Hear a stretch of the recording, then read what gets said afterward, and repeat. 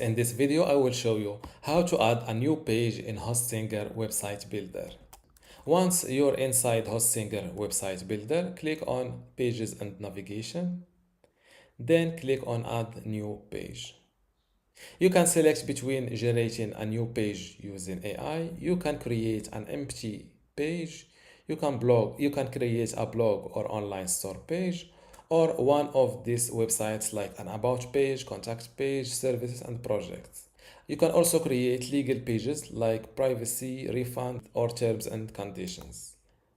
Let's say we want to create, for example, a services page. Click on services and you can select one of these templates.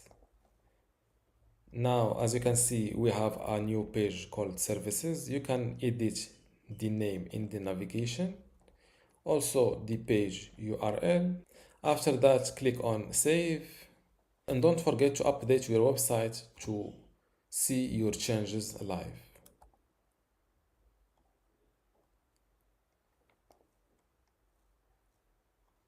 As you can see, a new page is added to my website.